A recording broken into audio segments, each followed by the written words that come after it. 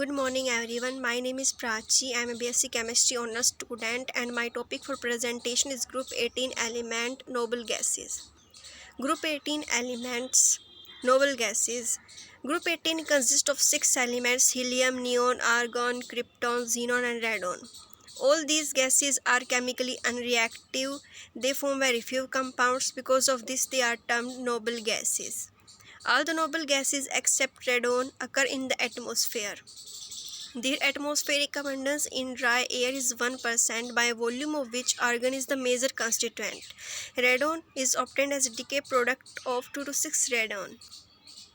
Atomic and physical properties of group 18 elements. Electronic configuration. Noble gases की electronic configuration NS2 NP6 होती है, जबकि helium की 1s2 होती है. Ionisation enthalpy. Very high ionisation enthalpy due to stable electronic configuration in decrease down with increase in atomic size. ये जो noble gases होती हैं इनकी आयनाइजेशन एनर्जी हाई होती है क्योंकि इनकी स्टेबल इलेक्ट्रॉनिक कन्फिग्रेशन होती है, और डाउन द ग्रुप जो आयनाइजेशन एंथैल्पी है वो इनकी डिक्रीज होती जाती है. Atomic radii increase down the group with increase in atomic number.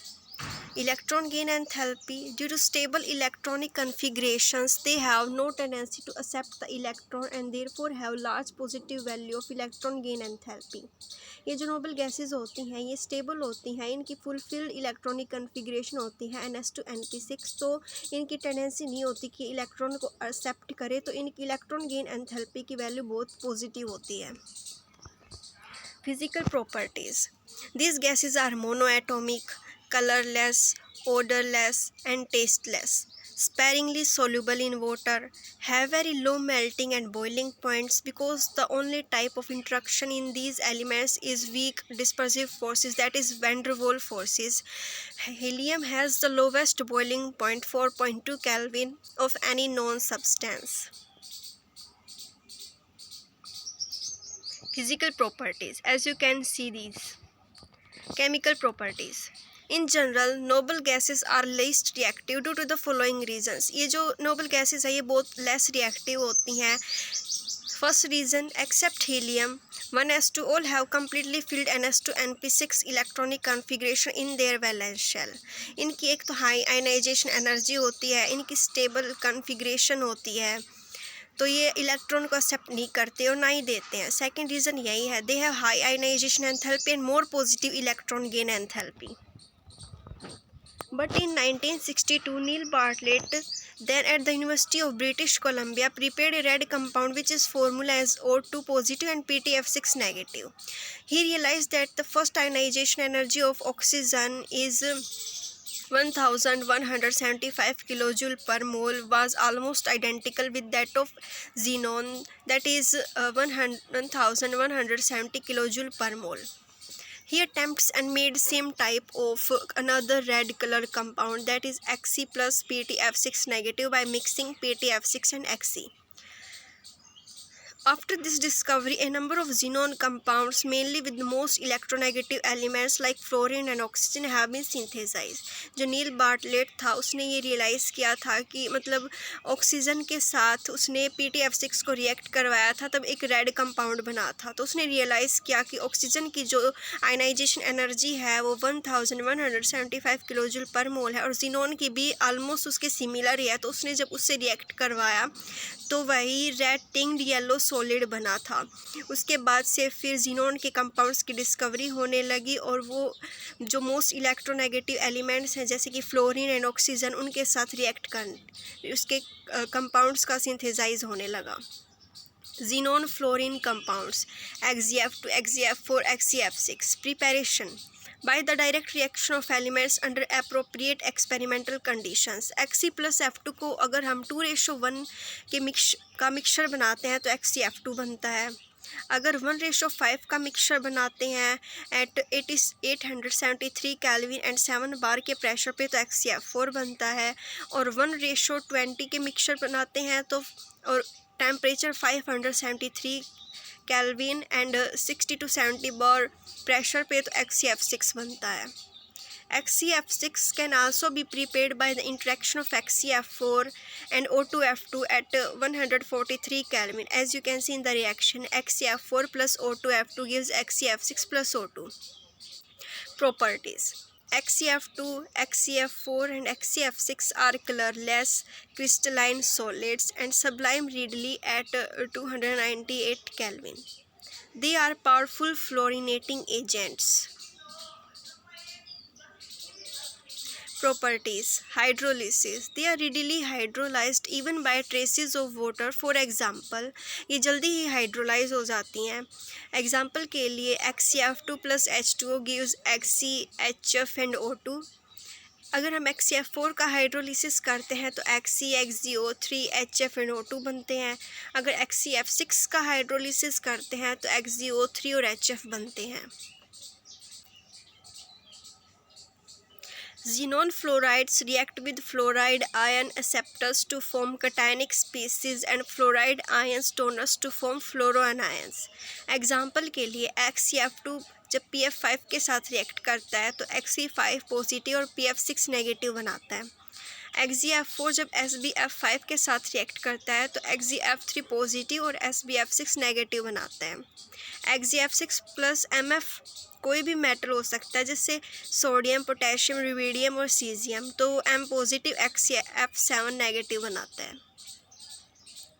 Structure of xenon fluorides हम देख सकते हैं. XeF2 का स्ट्रक्चर लीनियर होता है और उसकी हाइब्रिडाइजेशन sp3d होती है. XeF4 का स्ट्रक्चर स्क्वायर प्लेनर होता है जिसमें 2 लोन पेयर होते हैं और इसकी हाइब्रिडाइजेशन sp3d2 होती है. और XeF6 की शेप डिस्टोर्टेड ऑक्टाहेड्रल होती है, इसमें 1 लोन पेयर होता है और इसकी हाइब्रिडाइजेशन sp3d3 होती है.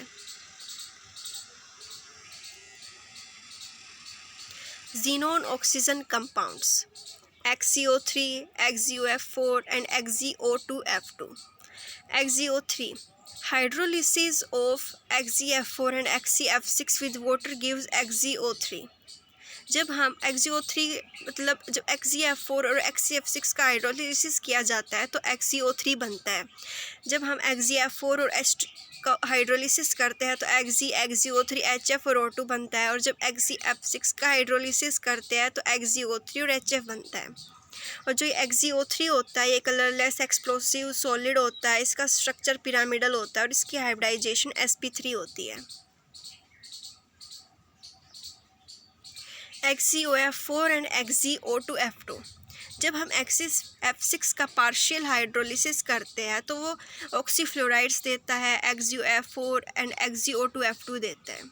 XeF6 को जब हम 1 मोल ऑफ वाटर के साथ रिएक्ट करते हैं तो xenon oxy tetrafluoride that is XeOF4 और HF बनता है.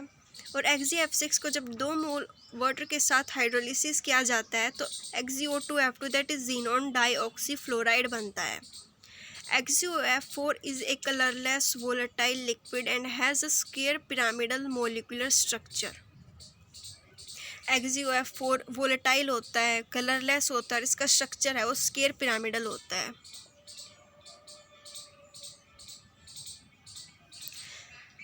As you can see, XeOF4 का स्ट्रक्चर स्क्वायर पिरामिडल है, इसकी हाइब्रिडाइजेशन sp3d2 है. और XeO2F2 का स्ट्रक्चर सीशा शेप का है, इसमें 1 लोन पेयर है और इसकी हाइब्रिडाइजेशन sp3d है. यूजेस: हीलियम गैस के uses. It is a non inflammable and light gas, hence it is used in filling balloons for meteorological observations. इसको हम बैलून्स में यूज़ करते हैं और जो मेट्रोलॉजिकल ऑब्जर्वेशंस होती हैं उनमें ये नॉन इनफ्लेमेबल होती है और लाइट गैस होती है, इसमें ज़्यादा वेट नहीं होता. It is also used in gas cooled nuclear reactors. Liquid helium finds use as cryogenic agent for carrying out various experiments at low temperature.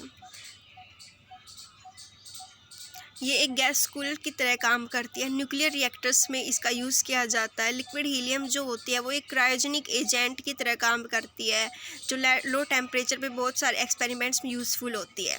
It is use to produce and sustain powerful super conducting magnets which form an essential part of modern NMR spectrometers and magnetic resonance imaging system for clinical diagnosis.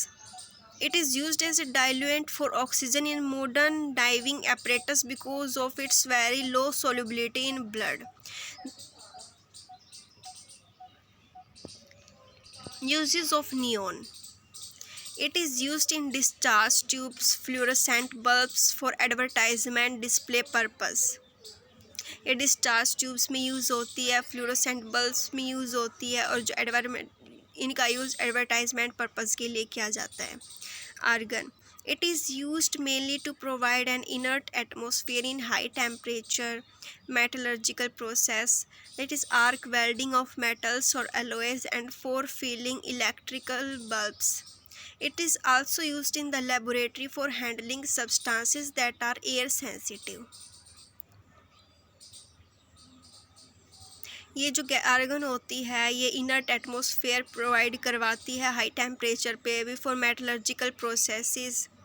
इसका use laboratory में भी किया जाता है उन substances को handle करने के लिए जो एयर सेंसिटिव होते हैं। Xenon and krypton. There are no significant uses of xenon and krypton. They are used in light bulbs designed for special purpose. इनका कुछ ज़्यादा यूज़ नहीं होता है, बट स्पेशल पर्पज़ के लिए जो बल्ब्स डिज़ाइन किए जाते हैं उनमें इनका यूज़ होता है। Thank you.